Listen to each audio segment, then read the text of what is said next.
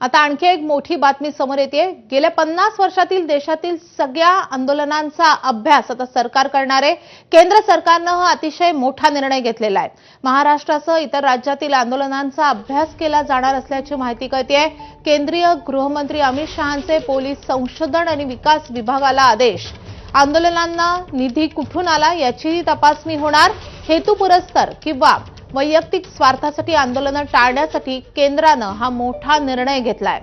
आंदोलनांची कारणं, स्वरूप, आर्थिक गणित, अंतिम परिणाम आणि आंदोलनामागच्या छुप्या हेतूंचाही अभ्यास होणार असल्याचं कळतंय। त्यामुळे केंद्र सरकारचा हा अतिशय मोठा निर्णय आहे। दिल्लीतून आपले प्रतिनिधी सोमेश कोलगे आपल्यासोबत जोडले गेलेले आहेत। सोमेश, हा निर्णय नेमका कशासाठी घेण्यात आलेला आहे आणि यामुळे खास करून महाराष्ट्रामध्ये गेल्या काही काळामध्ये जी मोठी आंदोलनं झालेली आहेत त्या पार्श्वभूमीवर हा निर्णय किती मोठा ठरणार आहे?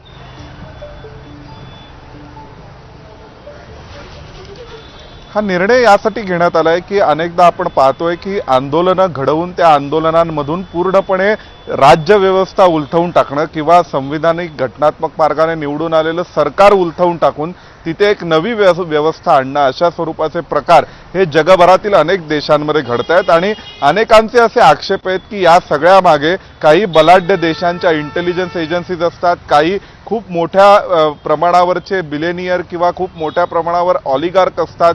जगातील जी काही श्रीमंत माणसं आहेत ती लोक स्वतःच्या हितसंबंधांसाठी पैसे पुरवून किंवा काही गोष्टी करून गरीब देशांमध्ये किंवा ज्या ठिकाणी ते अशा प्रकारे इन्फ्लुएन्स करू शकतात तिथे त्या ठिकाणी अशा पद्धतीने आंदोलनं घडवून त्यातून सत्तांतर करण्याचे प्रयत्न सुरू आहेत। आणि यामुळे स्वातंत्र्योत्तर भारतातील सर्वच आंदोलनांचा अभ्यास होणार आहे। जुलै महिन्यामध्ये इंटेलिजन्स ब्युरोच्या कॉन्फरन्समध्ये अमित शहांनी हे निर्देश दिले होते आणि bureau of police research and development आहे दिल्लीमध्ये, त्यांच्याकडून याविषयीचं कामही सुरू झालेलं आहे की ज्यामध्ये आंदोलनांना हाताळण्याच्या अनुषंगाने काही SOP ठरवली जाणार आहे आणि या स्टँडर्ड ऑपरेटिंग प्रोसिजरच्या अनुषंगाने वेगवेगळ्या प्रकारे ही आंदोलनं का होतात, त्या मागे कोण असतात, त्यामध्ये काही वेस्टेड इंटरेस्टनी म्हणजे प्रत्यक्ष आंदोलन दिसताना एखादं पर्यावरणासाठीचं असतं किंवा एखाद्या शाळेच्या प्रश्नावरचं असतं, परंतु त्या आंदोलनाच्या पाठीमागे मात्र काहीतरी वेगळे हेतू घेऊन काही वेगळ्या उद्दिष्टांनी काही माणसं काम करत असतात किंवा